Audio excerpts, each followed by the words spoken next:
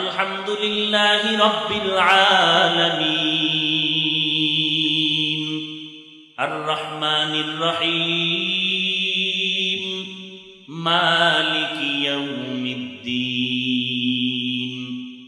ইয়্যাকা না'বুদু ওয়া ইয়্যাকা নাস্তাঈন ইহদিনাস সিরাতাল মুস্তাকিম صراط الذين أنعمت عليهم غير المغضوب عليهم ولا الضالين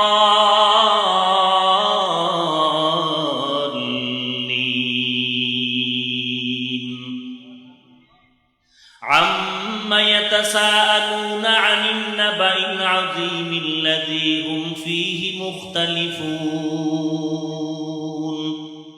كلا سيعلمون ثم كلا سيعلمون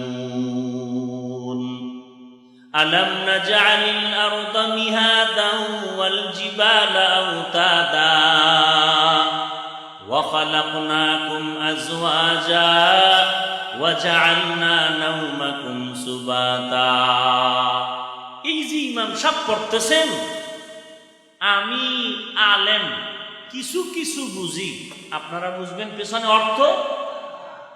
এবার বলেন সওয়াব কি পাবেন? হ্যাঁ, তাদেরকে জিজ্ঞাসা করেন কোরআনের অর্থ না জেনে পড়লে যদি লাভ না হয়, তো আমাদের সমাজে আমরা যারা কোরআন পড়ি, অনেক আয়াত পড়ি নামাজে, তারা ইমামতির মুসাল্লায় অর্থ নিজেও জানি না, মুক্তাদিরাও জানে না। বলো ইমাম সাহেব যে কোরআন পড়লো সওয়াব হবে কি হবে না? যদি বলো কোরআন পড়লে সওয়াব হবে, যদি বলো হবে, তাহলে এই কথা বন্ধ করে দাও। অর্থ না জেনে পড়লে লাভ নাই, এই কথা বন্ধ করে দাও। উম্মতের বোকা মনে করে ধোঁকা দিও না। নবীর এক নাম্বার দায়িত্ব কোরআনের তেলাওয়াত। অর্থ সহ না অর্থ ছাড়া? অর্থ সহ। আল্লাহ তাআলা নবীকে বললেন কোরআনের অর্থ শিখাবে। কয় নাম্বার দায়িত্ব? 3 নাম্বার দায়িত্ব। 1 নম্বরে কোরআনের তেলাওয়াত। এখানে কোরআন পড়লেই সওয়াব। কেমন সওয়াব? আমি পড়লে যেই পরিমাণ সওয়াব, আপনারা চুপ করে শুনবেন সেই পরিমাণ সওয়াব। শুধু তাই না, কোরআনটা খুলিয়া শুধু তাকায়া তাকায় যদি দেখেন, তাতেও আমল নামায় সওয়াব। হাযা কালাম রাব্বি, এটা আমার আল্লাহর কালাম। আমার নবীর জবানের তেলাওয়াত এত মজার, আমার নবীর তেলাওয়াত শোনার জন্য গোপনে গোপনে চুরি করে বেঈমানেরা নবীর ঘরের কিনারায় দাঁড়ায় কোরআন তেলাওয়াত শুনতো। নবীর 1 নাম্বার দায়িত্ব কোরআনের তেলাওয়াত। এই জন্যই তো আমাদের ওলামায়ে কেরাম আহলে হকেরা বলে মাইকে কোরআন পড়িস না। একেবারে দোকান উদ্বোধন করবে, 2টা 2 দিকে মাইক লাগায় হোমানে তেলাওয়াত চলতেছে। বাজারের মধ্যে দোকানের মানুষ কোরআন তেলাওয়াত শুনে না, মানুষেও শুনে না, নিজের ঘরের লোকেরাও শুনে না। এতে কোরআনের সম্মান বাড়লো? তাহলে কোরআনের সম্মান কমে যায় এমন কাজ করা জায়েজ না। ভাইরা আমার, কোরআনের তেলাওয়াত, আজকে মুসলমানের ঘরে কোরআনের তেলাওয়াত আছে? নাই নাই। জোর করিয়া যদি আটকায় দেই, কেন নাই? বলে পারি না। লকডাউন গেছে বাঙালি মুসলমান, তোমাদের জন্য এই করোনা একটা পরীক্ষা।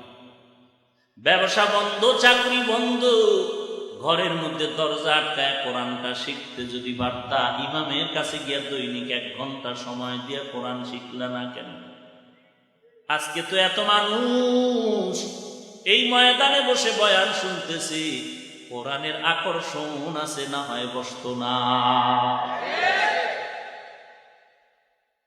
দুনিয়ার বিধর্মীদের অন্তরেও কোরআন আঘাত করে।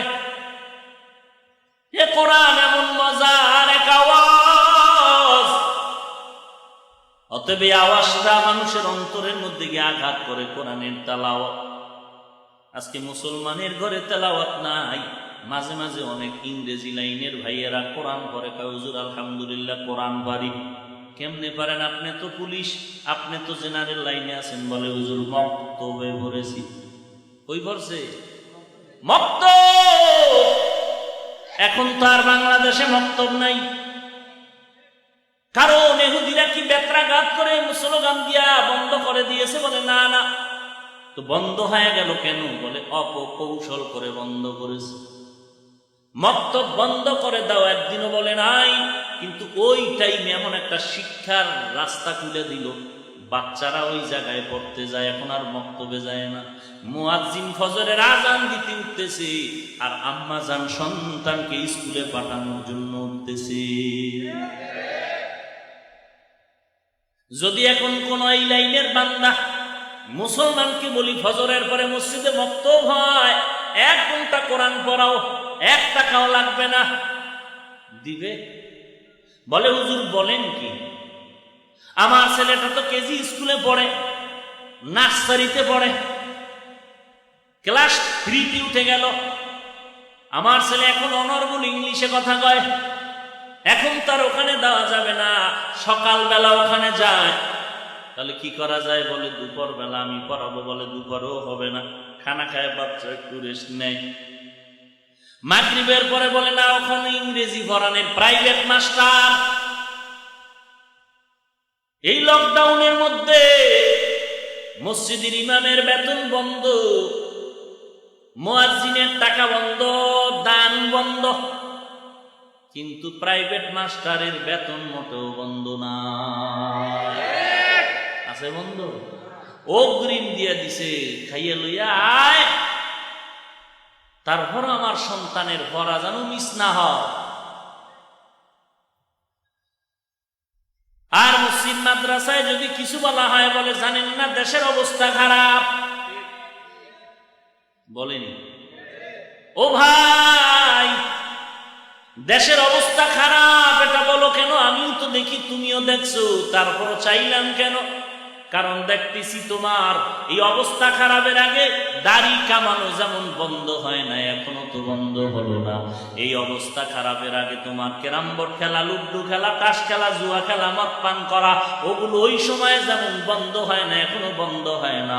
ঘরের মধ্যে সারা রাত আড্ডা দেওয়ার, গান বাজনায় ধুমধাম সময় কাটাইতেছো। এই করোনার মধ্যে পড়িয়াও বান্দা যদি তওবা করে বলতি, আল্লাহ